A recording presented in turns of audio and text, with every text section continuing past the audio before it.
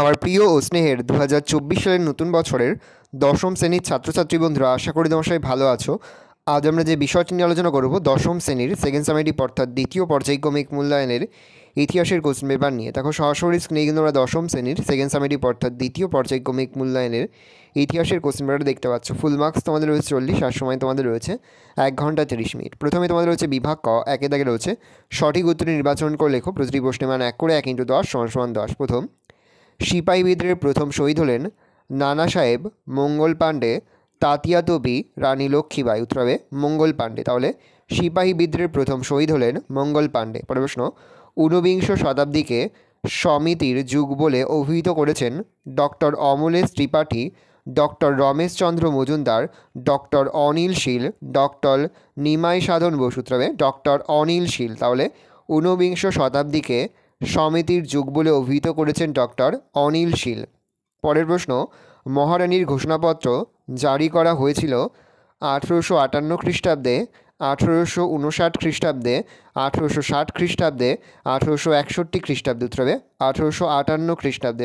তাহলে মহারানীর ঘোষণাপত্র জারি করা হয়েছিল 1858 খ্রিস্টাব্দে। প্রশ্ন, ছাপাখানা থেকে মুদ্রিত ভারতের প্রথম সংবাদপত্র কোনটি? ইন্ডিয়ান লিগ, সমকালীন, কমলাকর, ইংলিশম্যান, বেঙ্গল গেজেট। উত্তর হবে বেঙ্গল গেজেট। পরের প্রশ্ন, এশিয়াটিক সোসাইটি প্রতিষ্ঠা করেন Colebrooke, William Carey, sir William Jones, Halhed. উত্তর হবে স্যার উইলিয়াম জোন্স। তাহলে এশিয়াটিক সোসাইটি প্রতিষ্ঠা করে স্যার উইলিয়াম জোন্স।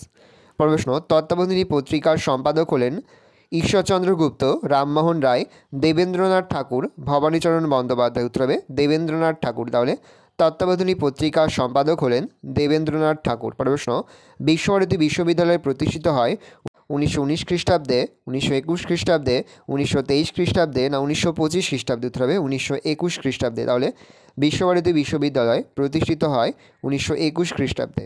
পরের প্রশ্ন, 1929 খ্রিস্টাব্দে লাহোর অধিবেশনে পূর্ণ স্বাধীনতার দাবি গৃহীত হয় কার সভাপতিত্বে? মহাত্মা গান্ধী, জওহরলাল নেহেরু, সুভাষচন্দ্র বসু, বল্লভভাই প্যাটেল। উত্তর হবে জওহরলাল নেহেরু। তাহলে 1929 খ্রিস্টাব্দে লাহোর অধিবেশনে পূর্ণ স্বাধীনতার দাবি গৃহীত হয় কার সভাপতিত্বে? উত্তর হবে জওহরলাল নেহেরু। পরের প্রশ্ন, র্যাডিক্যাল ডেমোক্রেটিক পার্টি গঠন করেন PC যোশী, শ্রীপাদ অমৃত ডাঙ্গে, অজয় ঘোষ, মানবেন্দ্রনাথ রায়। তাহলে উত্তর হবে মানবেন্দ্রনাথ রায়। তাহলে র্যাডিক্যাল ডেমোক্রেটিক পার্টি গঠন করেন মানবেন্দ্রনাথ রায়। প্রশ্ন, নিখিল ভারত ট্রেড ইউনিয়ন কংগ্রেস গড়ে ওঠে 1919 খ্রিস্টাব্দে, 1920 খ্রিস্টাব্দে, 1921 খ্রিস্টাব্দে, 1922 খ্রিস্টাব্দে? উত্তর হবে 1922 খ্রিস্টাব্দে। তাহলে নিখিল ভারত ট্রেড ইউনিয়ন কংগ্রেস গড়ে ওঠে 1922 খ্রিস্টাব্দে।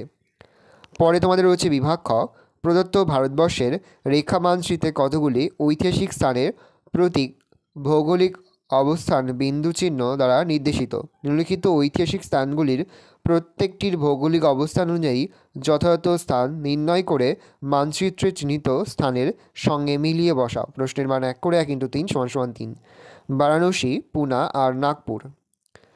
পরে রয়েছে 3 দাগে ক স্তম্ভের সঙ্গে খ স্তম্ভ মেলাও। প্রশ্নের মান 1 করে 1 × 3 = 3।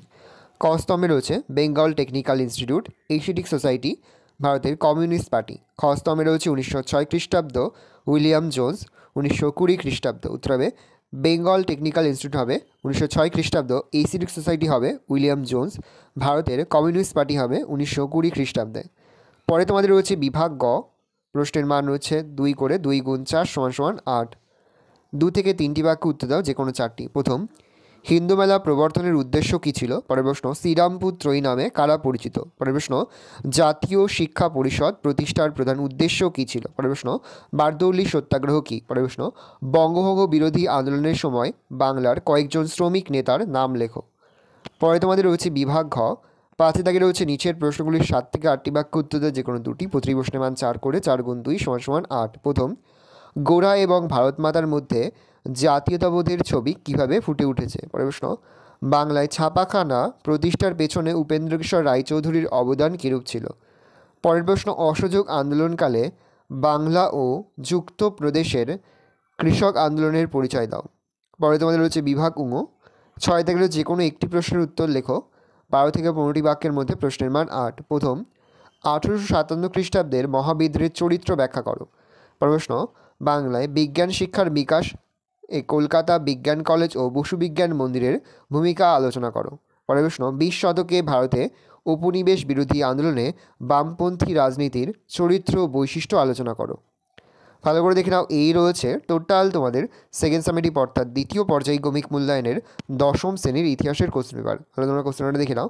আশা করি ভিডিওটা ভালো লেগেছে। ভিডিওটা ভালো লাগলে ভিডিওকে লাইক করতে গেলেই ভুলবে না। আর আমার চ্যানেল নতুন হওয়া লাইক সাবস্ক্রাইব প্রেস করে পাশে বেল আইকন প্রেস করে যখন নতুন কোনো ভিডিও আপলোড করি সবার ফার্স্ট নোটিফিকেশন তোমরা পেয়ে যাও। আর এই ভিডিওটি তোমার বন্ধু বান্ধবী আত্মীয় স্বজন সবার মধ্যে কিন্তু অনেক অনেক শেয়ার করে দেয় যারা এবছর দশম শ্রেণীতে পড়ছে। আমরা কিন্তু ইতিমধ্যে দশম শ্রেণীর প্রতি বিষয়ে সিলেবাস, প্রশ্নকাঠামো এবং নমুনা প্রশ্নপত্র কিন্তু আপলোড করে দিই এবং তার পাশাপাশি লাস্ট মিনিট সাজেশনও কিন্তু আপলোড করে দিই। তোমাদের এখনও পর্যন্ত সেই ভিডিওগুলো না দেখে থাকো, ভিডিওগুলো কিন্তু তাড়াতাড়ি দেখে নাও। তোমাদের সকলকে জানাই আগাম পরীক্ষার অনেক অনেক শুভেচ্ছা এবং অভিনন্দন। আশা করি সকলের পরীক্ষায় খুব ভালো হবে। একেবারে ভিডিও শেষে স্ক্রিনে তোমরা একটা প্লেলিস্ট দেখতে পারবে, তার উপরে ক্লিক করলেই সমস্ত ভিডিওগুলো কিন্তু তোমরা পর দেখে নিতে পারবে। কোনো প্রশ্নের উত্তর লিখতে বা বুঝতে যদি কোনো রকম অসুবিধা হয় তাহলে কিন্তু নির্দ্বিধায় কমেন্ট সেকশনে কমেন্ট করে জানাতে একদমই ভুলবে না। ভালো করে তোমরা কোশ্চেনটা দেখে নাও।